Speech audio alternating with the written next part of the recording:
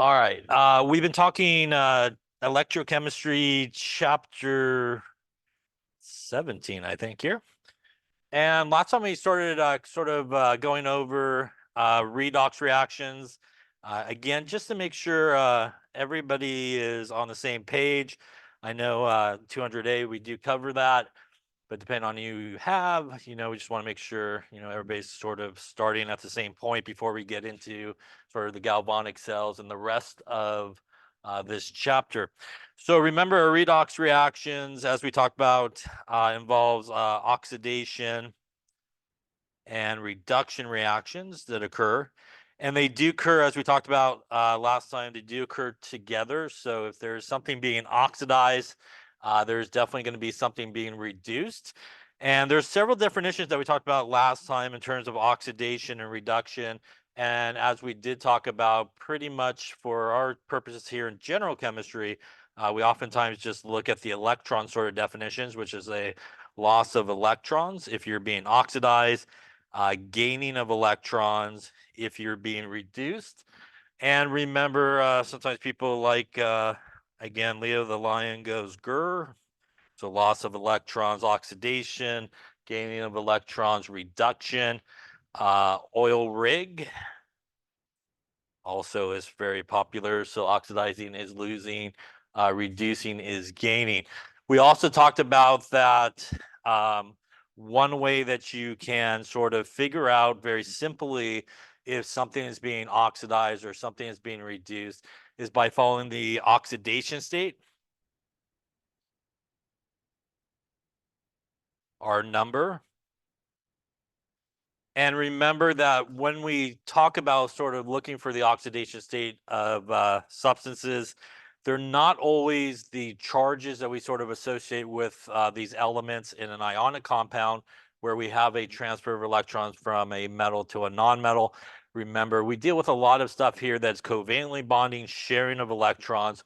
So again, things that we sort of normally associate with a certain type of charge, for example, like maybe nitrogen, I think, or phosphorus that we saw the other day, we think of as always being -3. Depending on who they are bound to in a certain compound, they may take on a more positive oxidation state and may actually be positive rather than those charges. Remember that if it is sort of an ionic compound, then everybody will sort of have the normal charges that we associate with it. General rules we talked about in terms of oxidation state and number, things in their standard state that is not combined with anything will have an oxidation state of 0.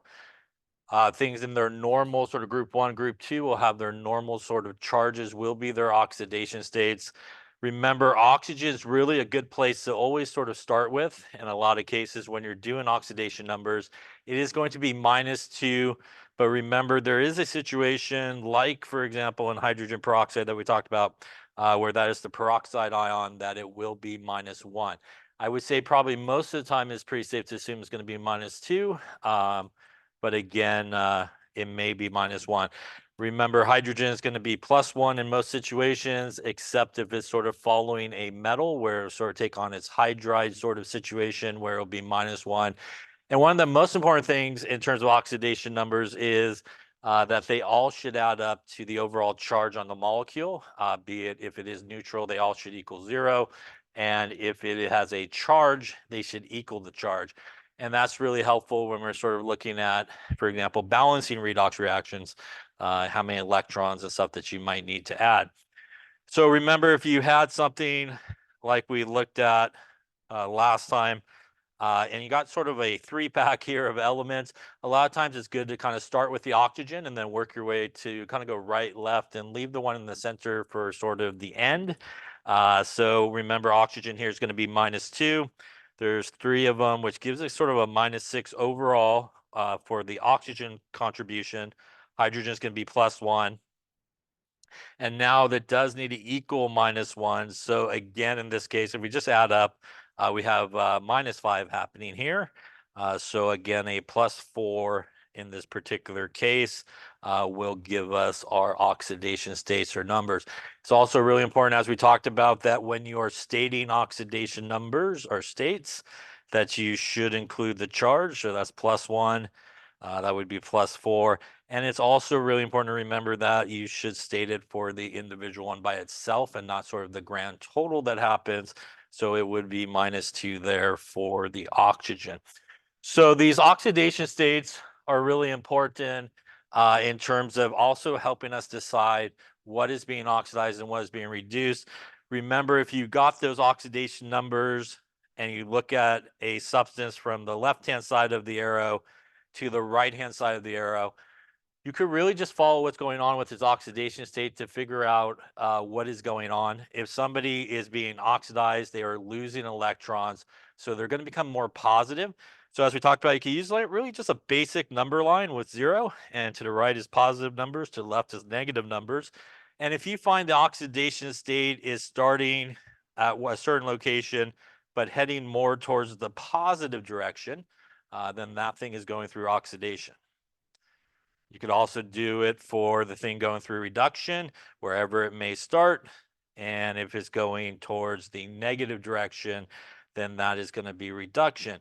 So for example, right, if we had our iron 3, for example, on one side going to iron 2, oxidation state here, +3, 2 +2. Just simply go to the number line, +3 is like here, ends at +2, moving in that direction. So it is going through reduction in this case. So that's a really sort of simple way. If you're not really sure what's going on, you just draw arrows. And if again, it becomes more positive, that substance should be going through oxidation, and more negative through reduction. We also talked about that in addition to things being oxidized and things being reduced, we also have the oxidizing agents and the reducing agents. And remember that the agents are really sort of opposite of their names. So the oxidizing agents is really the substance being reduced. And the reducing agent is the substance that is being oxidized. And really, the reason they're named those things is they pretty much cause that effect in the other species. So the oxidizing agent causes somebody to lose electrons, which means then they can gain electrons and be reduced. While the reducing agent is somebody that's going to lose electrons, and that means somebody's going to pick up those electrons and be reduced. So it's sort of the opposite there. And it is a different thing that you're being asked, depending on if you're being asked what is being oxidized versus what is the oxidizing agent. So you want to make sure that you keep track of that. We sort of finished up on last time, starting to talk about balancing a little bit more complicated redox reactions in acidic or basic conditions. And remember, this is the method where we sort of use water to balance out our oxygens. So the basic sort of steps is we want to split it off into the half reactions. We want to balance all the elements other than hydrogen or oxygen. Then we want to balance oxygen by using water. So again, we add water to whichever side needs the oxygen in the half reaction. And as we also talked about, since we are adding water, we are additionally adding a couple of hydrogens every time we do so. So to the opposite side that you add the water, you also need to add 2 H pluses to make sure that you have the correct number of hydrogens. You could also, as we talked about, if you're starting out in a half reaction where you have more hydrogen on one side than the other, you could also add some H pluses to the opposite side to balance it out before you get going. Once you do that, we want to balance out the half reactions with electrons. And again, here we could look at the overall charge on each side, and we could add electrons to whichever side we'll need them. And remember that the charge on each side of the half reaction doesn't need to be equal to 0. It does just need to be the same number on both sides. So that's really all your goal is there. Once you have that, you could add the half reactions back together.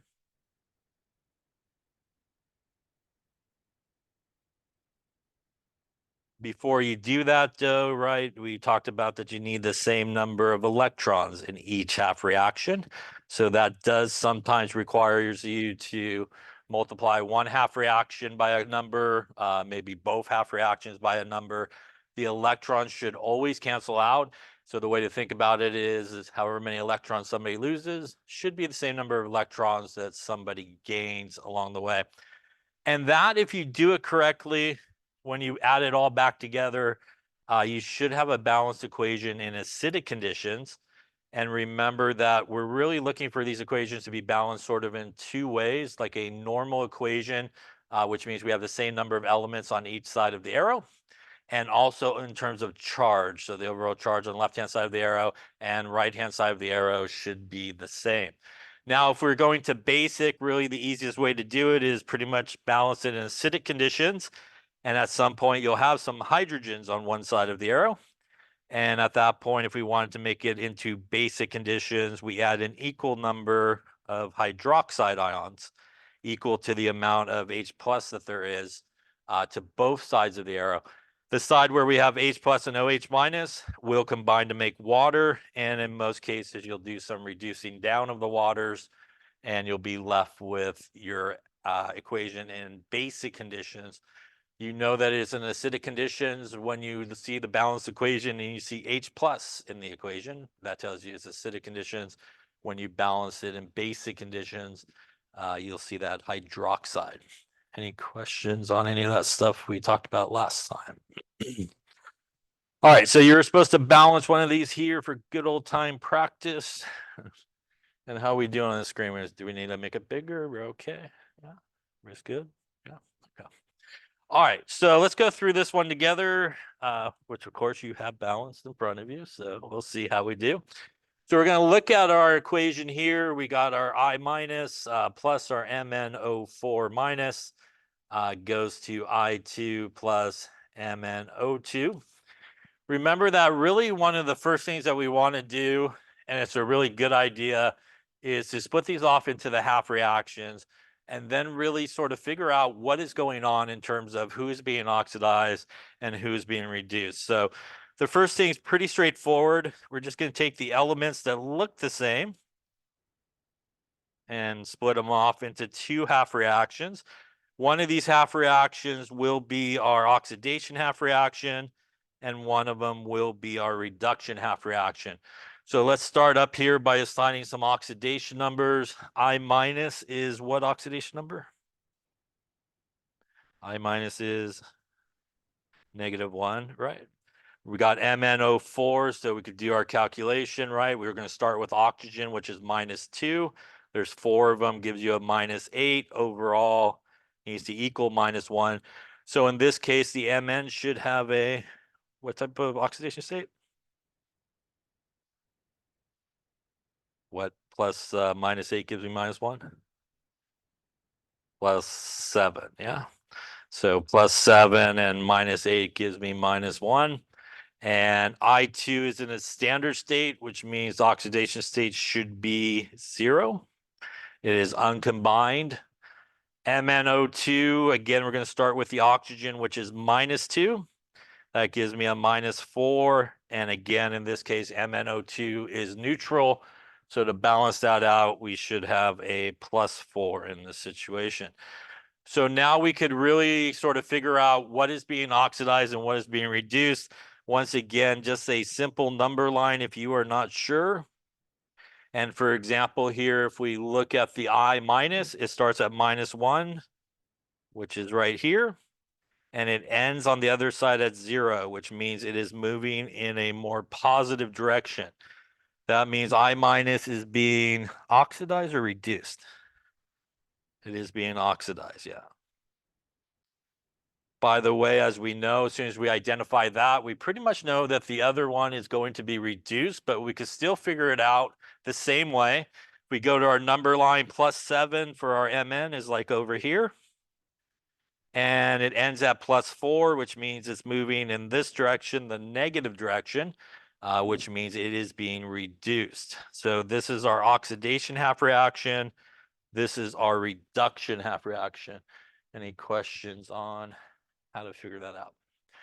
By the way, that would mean my oxidizing agent is which one?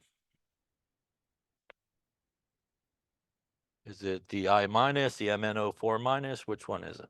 The oxidizing agent is, it is the MnO4 minus. It is the one that is being reduced, right? So this would be my oxidizing agent.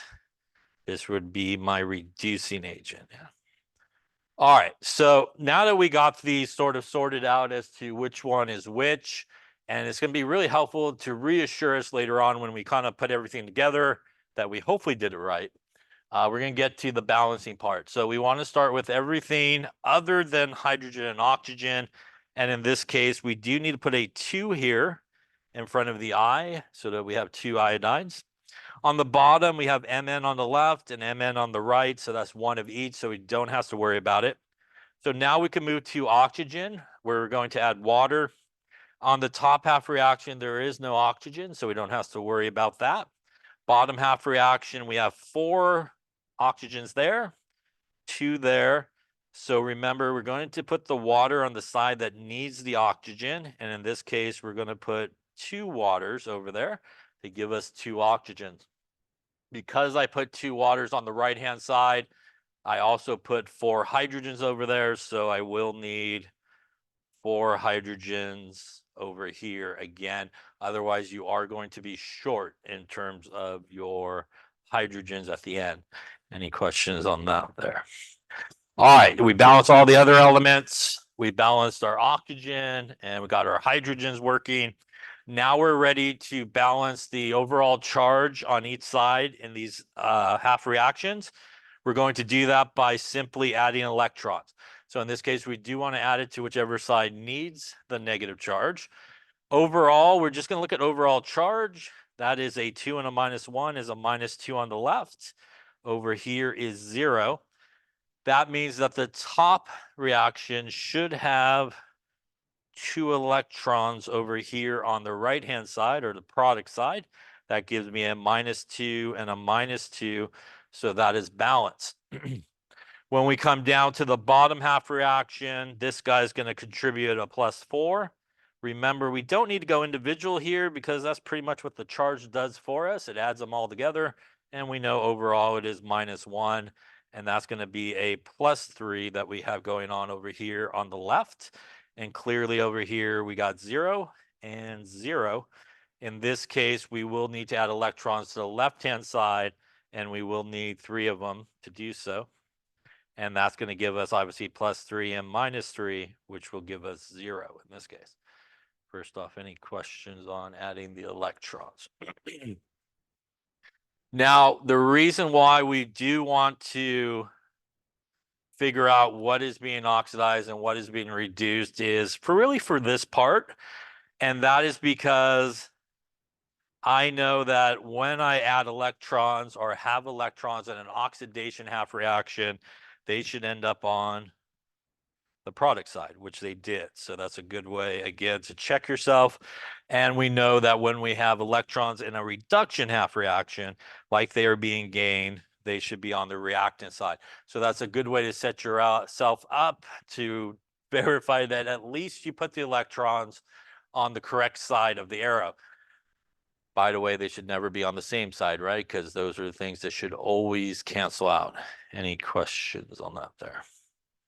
We are to the point where we're ready to add this thing back together. But before I could do that, my electrons need to be what? They need to be the same number in each half reaction. Are they the same number in this case? They are not, right? So in this case, we actually do need to multiply both half reactions by a common number. So the common number between the electrons is 6. So to get 6 for our top guy, we do need to multiply it by 3. Get 6 for our bottom guy there, we do need to multiply it by 2. So I'm just going to rewrite them underneath after we multiply. I'll just put like a little line there. So taking the top one and multiplying that 3 gives us 6i minus, goes to 3i2 and 6 electrons. Multiplying my 2 there, 6 electrons plus 8 H pluses. and 2MnO4 minus gives me 2MnO2 and 4 waters. At this point, we could add these together. Remember that anything that is on opposite sides of the arrow, that's the same. Could either fully cancel or reduce down. You think of the arrow almost like an equal sign, kind of adding and subtracting from one side to the next. So our electrons here should fully cancel, which it does. And in this case, I think that is it. Everybody on the left-hand side of the arrow stays there. And everybody on the right-hand side of the arrow will also stay there.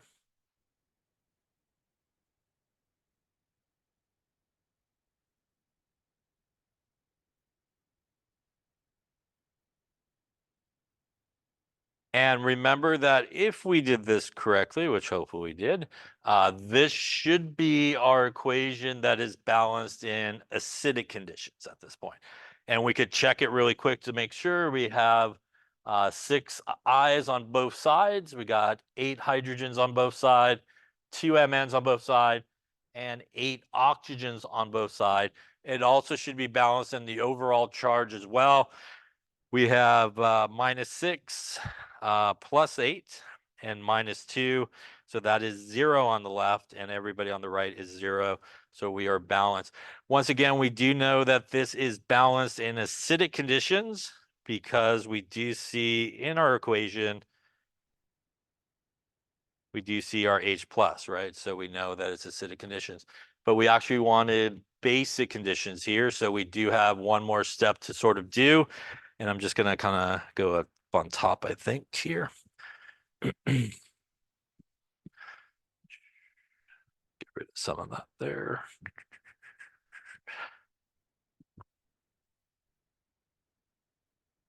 Okay, so I'm just going to recopy my acidic balanced equation from the bottom there to the top. So we could turn it into basic. That's going to give me 6I minus plus 8H plus 2MnO4 minus gives me 3I2 plus 2MnO2 and 4 waters. Remember to turn it into basic. This is the place where we do add OH minus to both sides, and it does need to be equal to our H plus concentration here. So this is going to be 8 OH minuses on the left and 8 OH minuses there on the right-hand side. The side that has the OH minus and the H plus will make 8 waters, which we can then reduce down with our 4 waters on the other side. And that's going to net us 4 waters on the left as it cancels, plus 6 I minuses, plus 2 MnO4 minus gives me 3I2 plus 2 MnO2 and our 8 OH minuses. This then should be our balanced equation here in basic conditions. We should still be balanced both ways. Again, we have 8 hydrogens on both sides. We have 8 and 4 is 12 oxygens on both sides, 6 I's on both sides, and overall charge on the left is -8 and -8 over there. So we are balanced here, basic conditions as we see the hydroxide that is present. Any questions on those steps there? Any questions on balancing these more complicated redox reactions? Okay, so I just wanted to kind of go back over all that stuff just to make sure everybody is on the same page here. All right, then we're going to get into kind of the heart here of the chapter, I think, which is we're going to talk about galvanic cells, and we'll talk a little bit about galvanic cells and what they are and what they're made up of and the different parts of a galvanic cell. So overall, a galvanic cell, sometimes called a voltage cell, is basically just a redox reaction that's happening. And when we build a traditional galvanic cell in the laboratory, you can do it in some beakers here. And there's basically 2 main parts to the galvanic cell. There is one beaker which is referred to as the anode side, and the anode side is where oxidation occurs. So in that beaker, we have the oxidation reaction occurring. The other sort of beaker, if you built it out of a beaker, has the cathode side of the redox reaction happening, and that is where reduction occurs. So it is still an oxidation and reduction reaction that's occurring here. Both sides of the beakers are connected by an electrode, and in this case here we have zinc, and we have a zinc electrode hanging there. On our cathode side, we have a copper electrode, solid copper as well. Now, they are connected to each other through a wire, and a lot of times it will run through, say, for example, a voltmeter, and it could register the voltage as the electrons go out and do some work, very similar to obviously batteries. If you look in your battery compartment, there's a wire where you put your batteries, and it's basically like this galvanic cell without the sloshy mess of all the liquid part of it. And again, we get these electrons to go out through the wire, do some type of work, power a small motor, light bulb, something like that, as this sort of process continues. When we look at the anode side, this zinc electrode is dipped in a solution that contains zinc ions, and in this case it's sulfate. Same thing over here in the copper sort of beaker. It contains aqueous copper ions that are floating around. And really what is happening in this process here is our anode is going to go through oxidation. So basically what happens is these guys here on the solid electrode, they're going to shed some electrons. So electrons are going to basically pop off. When they do that, for example, here our zinc goes from no charge, no oxidation state, to a zinc with a +2 charge, and gives off a couple of electrons, which is our oxidation half reaction. When it does so, that zinc that was on the electrode, frankly, goes for a swim. So it goes into the liquid part of your galvanic cell. So it kind of pops off and goes into the liquid part. I remember that aqueous ions are typically found always in the solution part floating around. So they lose the electrons. They go from the solid off into the swimming pool there and floating around, as our zinc 2.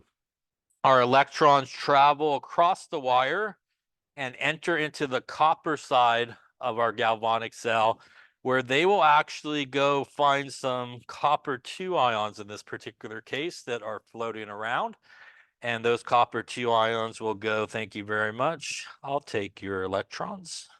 That is the exact conversation that might be happening there. And the copper will decide, I've had enough swimming for today. I'm going to go out of the pool, and will basically plate out over there as solid copper coming out.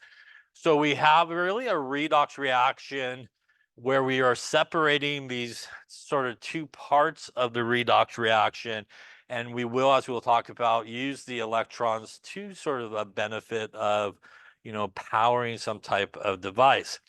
Now, a really important aspect of a galvanic cell is our guy here that's kind of connecting both parts of the cell, and that is what is known as the salt bridge. And the salt bridge is, much like this thing sounds like, it's a bridge that connects the two beakers together. It is filled with an electrolyte solution. So it is filled with an electrolyte solution. In this example here, it is filled with potassium chloride. Usually what you do is, as you can see here in this picture, if you use this type of salt bridge, you put a little bit of cotton in the ends of both salt bridge. The purpose for that is so the solution in the salt bridge doesn't just all fall into your beakers. You want them to actually slowly allow the ions to sort of go through the salt bridge into the beaker. So you want them to kind of go through here. So you don't want to plug it up that they can't travel through the salt bridge to the beakers. You want them to be able to sort of do that. Sometimes instead of a salt bridge, people will use a porous sort of disc sort of compound to separate out two sides of a galvanic cell. Again, that disc allows those ions basically to flow through. So what is really the purpose here, for example, of our salt bridge? Let's talk a little bit about what would happen, for example, if we tried to run the cell and we maybe took the salt bridge out, or we didn't have the salt bridge in there. So as you can see here in our salt bridge, we have these chloride ions, which are negatively charged, heading out towards our anode side. We have our positively charged potassium ions heading out towards our cathode side. So if we take a look at this here in my wonderfully artistic drawing here, let's see here. So we had over here zinc, and we had zinc plus and sulfate. And coming over here to copper. And we had some copper too, and some sulfate floating around. And of course, we had our salt bridge coming this way. And again, we had our chloride heading that way. We had our potassium heading this way. All right. So if I, for example, took out my salt bridge in this galvanic cell, that would perhaps not be such a good thing, but let's see. Take out my salt bridge.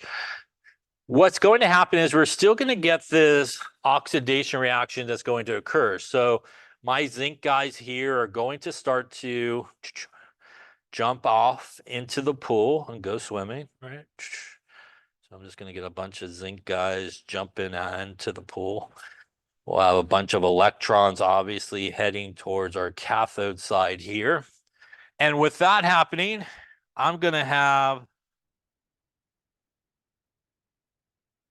a bunch of copper guys over here deciding I don't really want to be in the pool anymore as those electrons come in, and they're going to basically start to jump out of the pool here.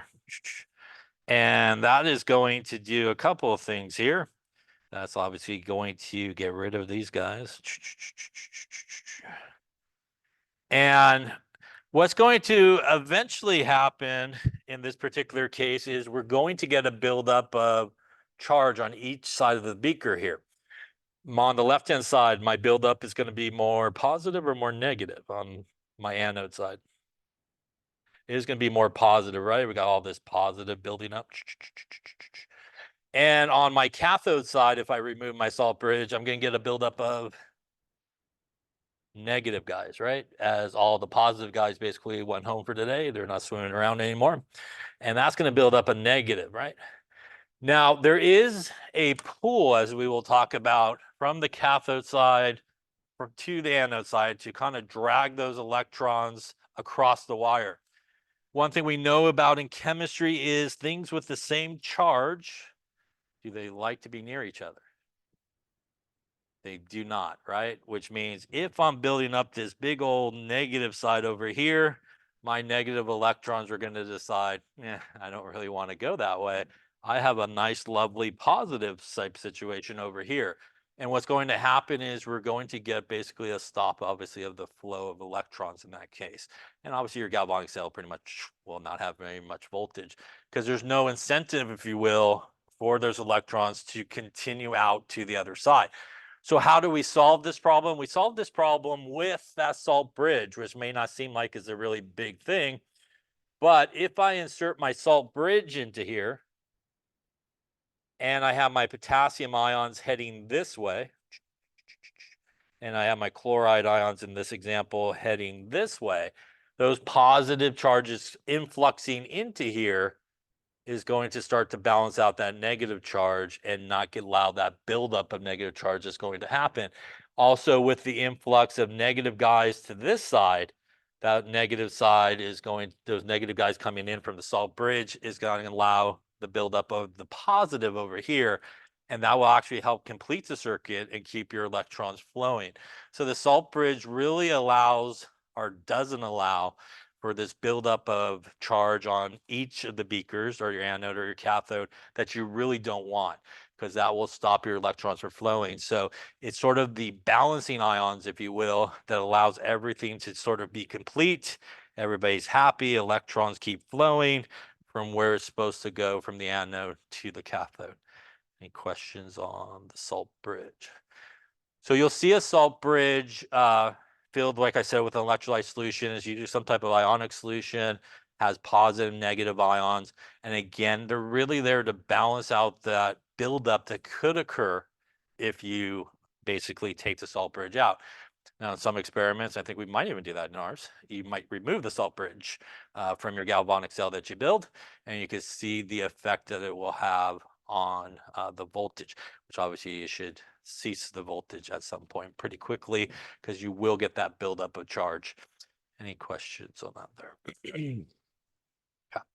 So a galvanic cell looks like this. Before I scribbled all over it, but it looks like this. You do need to know, obviously, the different parts of the galvanic cell. You do need to know, obviously, on the anode side, that is where oxidation occurs. On the cathode side, that is where reduction occurs. You need to know the function there of the salt bridge. And again, as we will talk about in this chapter, we will see the electrons being used to do some type of work. Clearly, because it is still a redox reaction, you could take the half reactions and you could add them together. So if we take our zinc, going to our zinc with a +2 charge and 2 electrons, and on our other side, on our cathode side, we have our copper 2 with a couple of electrons going to our solid copper. Like a normal sort of redox reactions, we could add them together as long as the electrons are the same. They're going to cancel out, and that will give you our overall reaction that's on the bottom there. So maybe I'll write it towards the top here, be easier to see. That will give us our overall reaction of zinc plus our copper 2 going to our zinc with a 2+ and our solid copper in this case. Once again, we could look at the overall oxidation state 0 to +2. Again, on that number line there, going from 0 to +2, more positive our zinc being oxidized. Copper starting at +2, going to 0, being reduced as it becomes more negative. Any questions on that there? All right, so let's talk a little bit about some of the other aspects of galvanic cell. And that is, as I mentioned before, there is sort of a driving force that occurs in a galvanic cell. And there's a difference in the electrical potential between the anode and the cathode. And the anode is more apt to be oxidized, while your cathode is less chance of being oxidized. So that is sort of the pull you can think about it. You can kind of think about the cathode side being more positive-ish, kind of pulling those electrons from the anode side over to the cathode side. Sometimes you're asked about the cell voltage, the EMF, or the cell potential. A lot of times you're asked for any of those things in a calculation. They're really asking you to calculate the cell voltage. A volt is 1 joule of energy per coulomb of charge, or a joule of work per coulomb of charge. Coulomb is a unit of electrical charge, and that is our pull. As you can see here, here's a galvanic cell setup. It's hard to see, but the salt bridge right about there, I think. If you zoom in, you can kind of see it a little bit better. And again, you can see here we do have some positive voltage, as we'll talk about. That is usually what you're looking for when you build a galvanic cell. You typically do want a positive voltage. Another way that we can sometimes represent the overall reaction or a galvanic cell is through a sometimes called a cell diagram. Sometimes people call it line notation, but most times cell diagram. And when we have a galvanic cell under standard conditions, and as we've talked about in terms of standard conditions, a reminder that that means everybody, if we're talking about concentrations, is 1 molar. If we're talking about any type of gases, right, that's usually 1 atmosphere. Bless you. If we're talking about any type of temperature, that's 25 degrees Celsius. We have our galvanic cell here under standard conditions. This is our cell diagram, and it is always our anode to our cathode.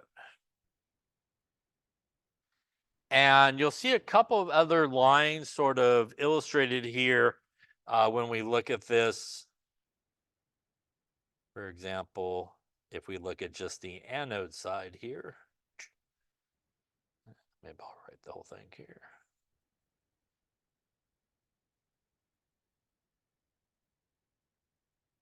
On our anode side, we'll see a kind of single line, and we'll also see it over there on our cathode side.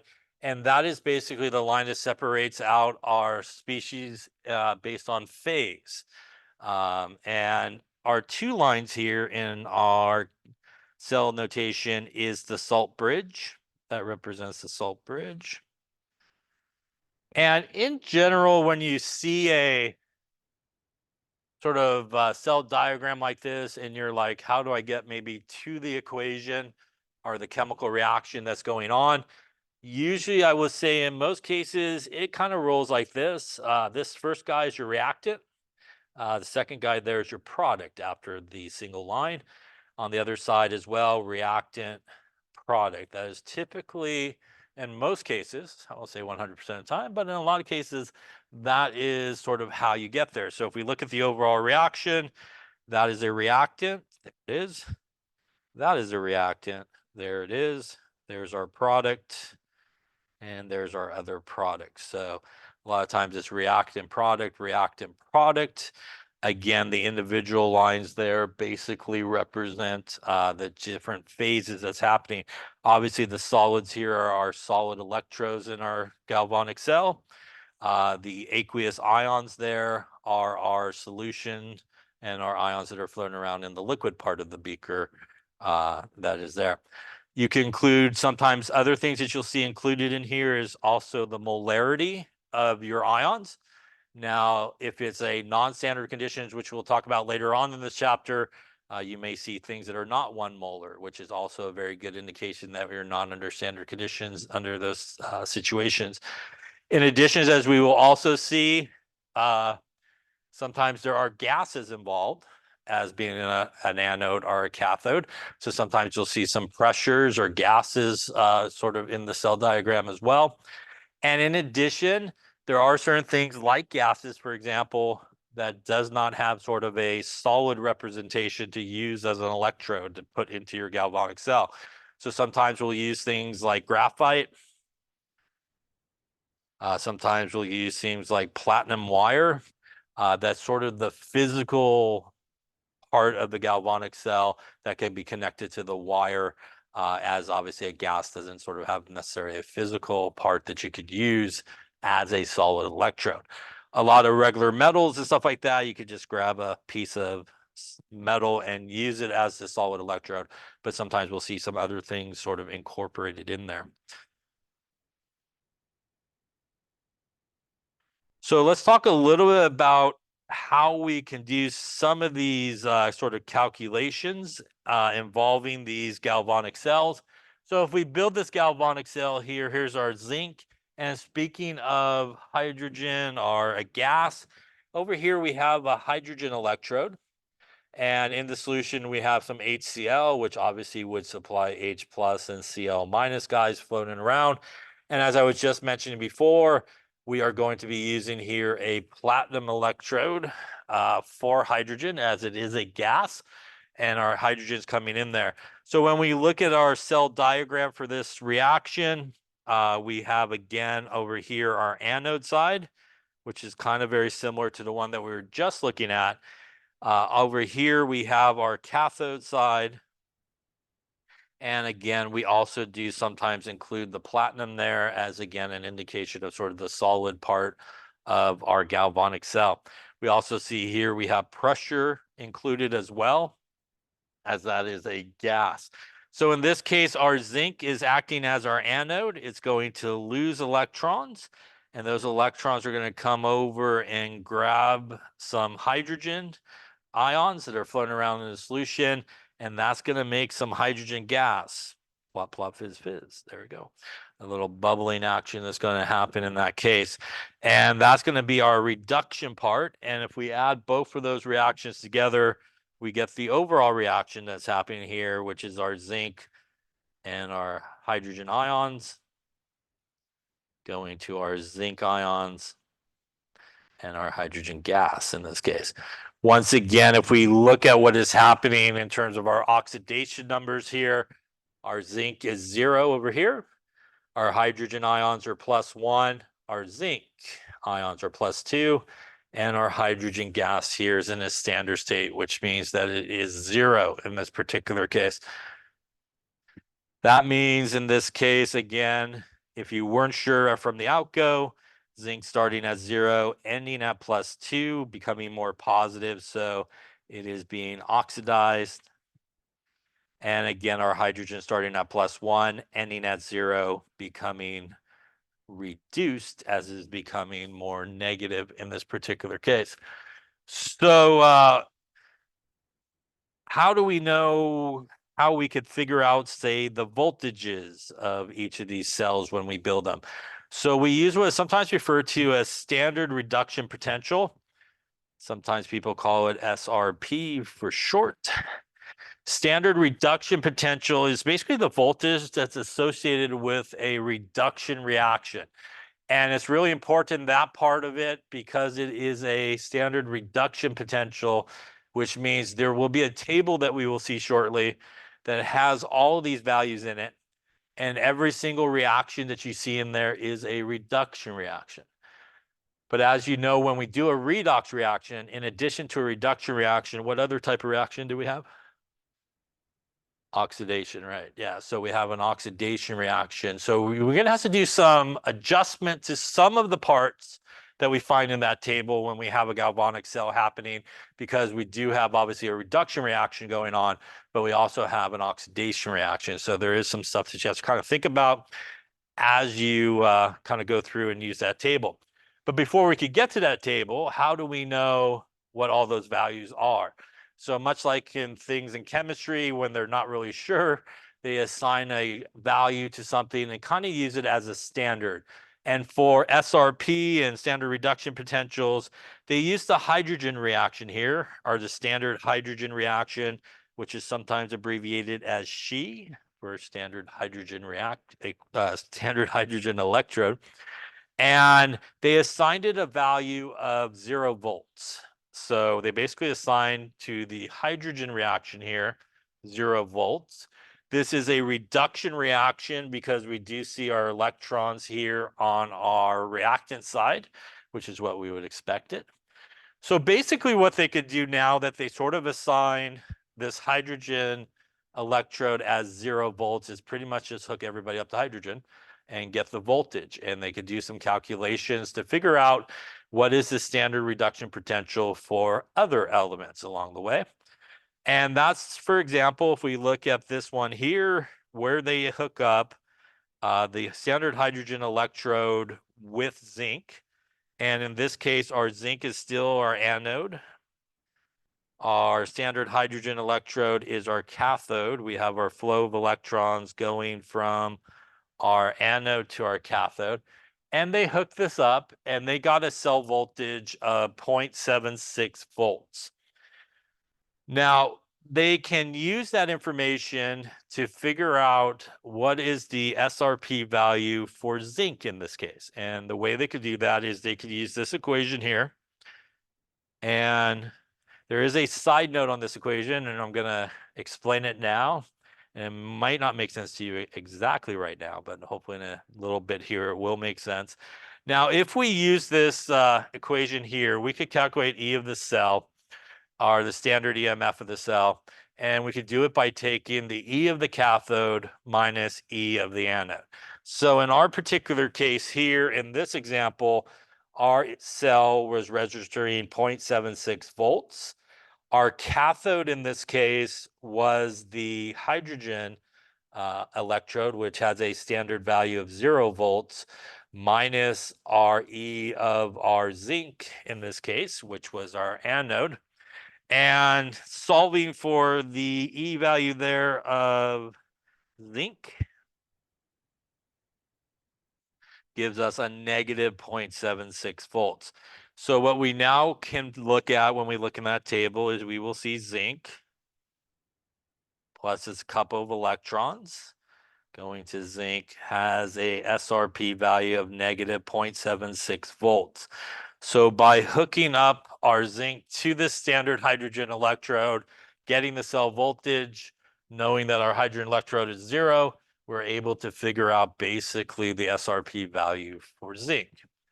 Now, this equation is one where you want to, if you go to the table, which we will see in a few slides down the road here, if you go to this table and look up the values, regardless of if it is the cathode or the anode, you want to make sure that you subtract those values and you do not change any signs that you find in the table.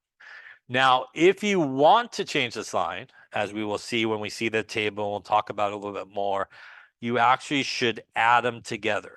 So, although it may not make sense right now,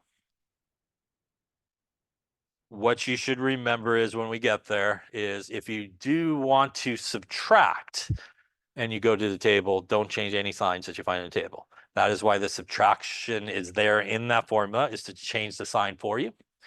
If you want to do sort of the right thing, if you will, and change the sign of the one that's the anode, as we'll talk about in just a second, you should add. So my recommendation is, and we'll talk about it again in a few slides down the road, you should choose one way. Yeah, so if you want to subtract, stick with subtracting and not changing signs. If you want to add, then make sure you change the sign. So it's really important not to do both. So don't change the sign and then add or anything like that, because you're going to kind of undo it as well, or change the sign and subtract because you'll undo it.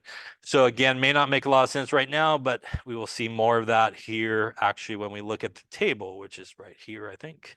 Maybe it's here. So let's take a look. This is an SRP table from your book. Maybe. If it will keep going, maybe.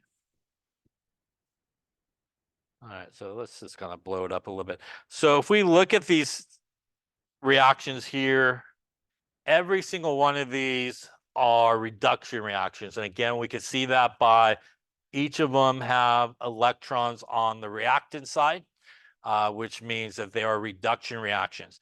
As we talked about, in order for this reaction to take place, we have to have a reduction reaction, but we do have to have a oxidation reaction. So let's just say, for example, we took the zinc, which is right here. And in that earlier example, we had zinc as our anode. And I think we had copper 2. Can I find copper 2 right there at top? Perfect. And we had copper 2, which is up here, which was our cathode, for example, in that first equation, in that first sort of galvanic cell that we had. And it has a value of 0.34 volts for the copper, and the zinc has a value of negative 0.76 volts. So what we could do with these reactions is this.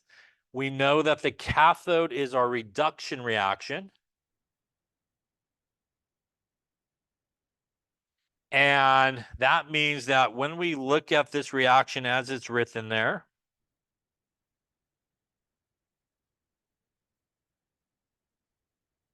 and it has a 0.34 volts, is that reaction written correctly for a reduction reaction? Reduction reaction should have electrons on the reactant side, which it does. So yeah, it is a reduction reaction. Now, this is the anode reaction, which should be an oxidation reaction, which means that the electrons actually should be on the opposite side, right? So we actually have to reverse this reaction. So the right reaction here is our zinc going to our zinc with a +2 charge and 2 electrons. Because I reversed the reaction that I find in this table, technically speaking, the SRP value that I see in the table, which was negative 0.76, should also be reversed.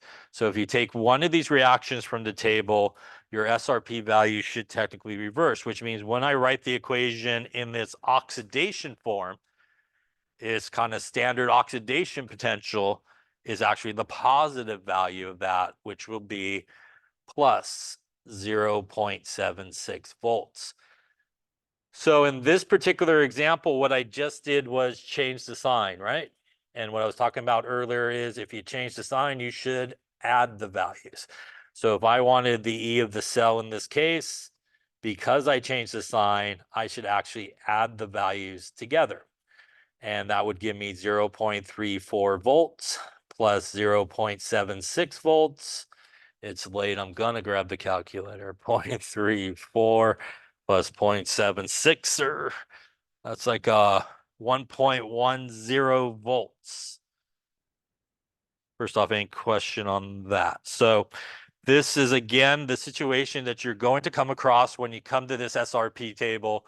Everybody will be written as a reduction reaction, which means in each of your galvanic cells are these redox reactions. One of these reactions should technically be reversed, which means technically the value that you see in the table, the sign should change when you reverse it.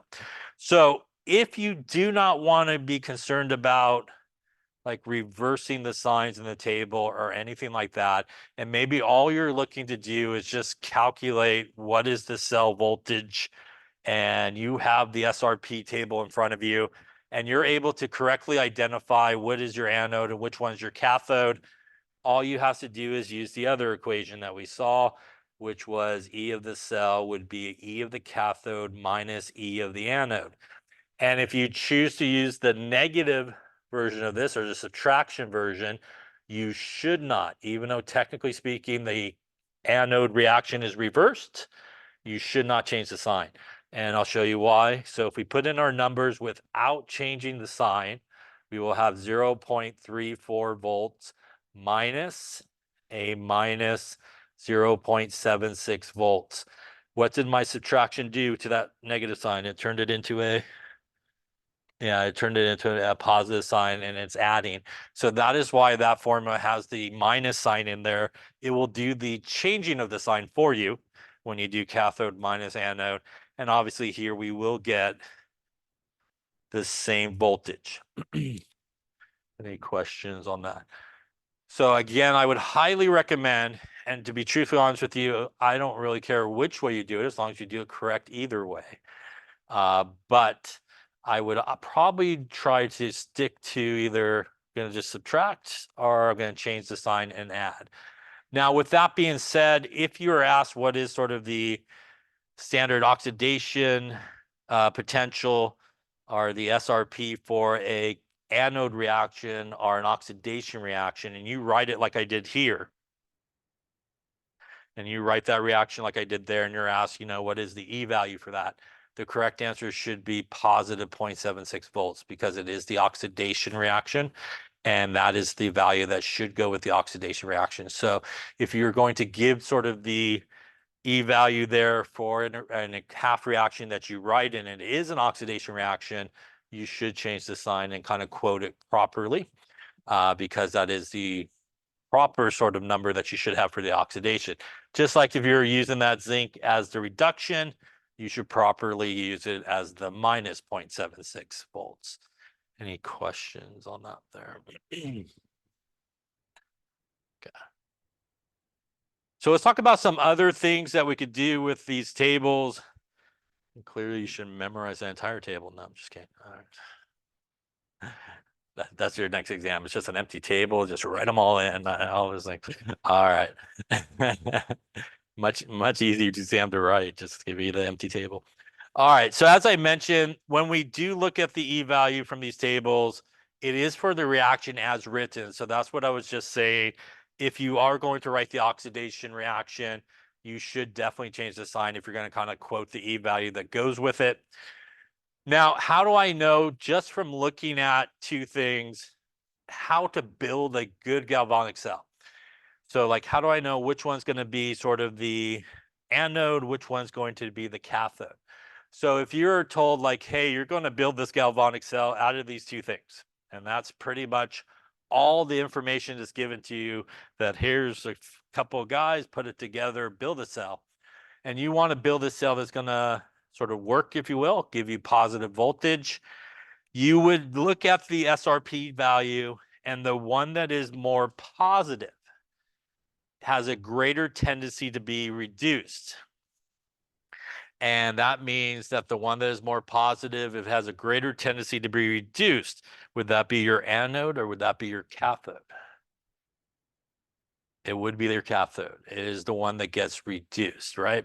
So if you have no information given to you other than you constructed this galvanic cell out of these two things, you go with whichever one is more positive. That would be your cathode. The other one would then be your anode. Now, there should be a really big asterisk, which is really important right about there. I'm just going to draw that big asterisk so you get a happy face and not an unhappy face. If you are given information in the question, like in words, they tell you, you're kind of reacting this guy with this guy, or you're given an overall reaction. You actually need to look at the reaction and see what is going on, see who's being oxidized and who is being reduced. And then you can make your determination of which one's your anode and which one's your cathode. So if you are given information, which is a super common error that people make, they look at the overall equation and they just roll with that one's more positive. I'm just going to roll with that one all the time as my cathode. And it may not be the case. Maybe they give you a problem where you don't have a good working galvanic cell and it's not going to be really spontaneous. So if you are given an actual overall equation, or like I said, it could even be like in words, like this reacts with this, you have to kind of write the equation and you have to look at the equation and figure out what is being oxidized, which would then be your anode, and what is being reduced. And it may not match the one that's being more positive. So that's the asterisk that you should keep in mind as you use this table. If there is no information given to you other than build a galvanic cell, go with the more positive at your cathode and the other one as your anode. If they do give you an overall reaction, you should double check and see what is being oxidized and what is being reduced to determine your anode or your cathode. Any questions on that?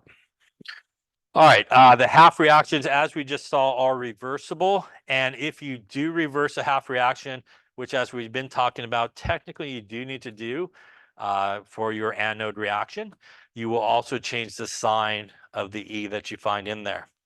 The other kind of major kind of difference with our SRP values that we find in this table that's a little bit different than some of the other things that we've done previously is, as we talked about, in certain cases, you may have a half reaction with an E value of 10 volts. And maybe you do need to multiply this half reaction by a common number. You need to multiply it by, say, 5 or something. The one thing that you actually do not do is you actually do not multiply this value by 5. So you can multiply it by whatever coefficient you need to get the electrons to cancel out, but you actually do not multiply by the SRP value. So it stays the same. It's an intensive property is regardless of how much you have of it. So it doesn't matter if you had to multiply by 5, 7, 8, 9, 10, 400. The value here will still be the same. So that's the second kind of common error that sometimes people make when they're doing these type of problems. They go, okay, cool, I got to multiply these half reactions by a number. I'm going to multiply the E value by that number. You should not do that in this particular case. Any questions on that? Well, no better thing than try one, right? All right. Why don't you do two things? Why don't you balance the equation? Write the balanced equation and calculate the E of the cell here in this case. These are the SRP values you would find in a table. Take a few moments, see what you come up with here. Okay, so let's take a look, see how you're doing. So obviously in this case, we want to calculate the cell voltage here, which is really the EMF of a cell that's basically made out of cadmium and chromium. So really, again, in this case, they didn't really give us that much information about how this reaction is going to occur. We would go to our SRP table there to find our two SRP reactions here, one for cadmium and one for chromium. So in this case, since they didn't really give us any information, we want to go with our cathode as being which one in this case? Cadmium or chromium? It is cadmium, yeah. And it is cadmium because it is the more positive of the two. even though they're both negative, but that's more positive of the two. So because this one here is more positive, this is going to be our cathode, and this is going to be our anode. Any questions on how you make that determination? Now, since I also asked you to write the balance equation, that means which one needs to actually be reversed? The cathode or the anode? These are both reduction reactions. We need one that's an oxidation. Which one should be oxidation? Oxidation occurs where? Anode or cathode? It is the anode, yeah. So it does occur at the anode. So it is this one here, which is where our oxidation occurs, that we actually do need to reverse. So if we were to reverse that one, we would just flip it around. So our CRS will go to our Cr3 plus and our 3 electrons. Because we flipped it around, we also need to make sure that we change the sign of it here. And technically speaking, for the way we wrote it in the oxidation form, it is positive 0.74 volts. We also want to add our equations together, but before we could add them together, they do need to have the same number of electrons, and in this case, they do not. One has 2 and one has 3.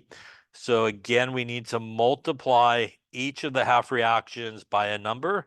Top guy here, we need to multiply by 3. And bottom one, we need to multiply by 2. And that's going to give us the same number of electrons in each. That will give us 3 of the CD2 plus 6 electrons. Go to 3 CD. Multiplying the 2 on the bottom there gives us 2 chromiums. Goes to 2 Cr3 pluses and 6 electrons. Now I multiply the top guy by 3. Do I multiply the E value by 3?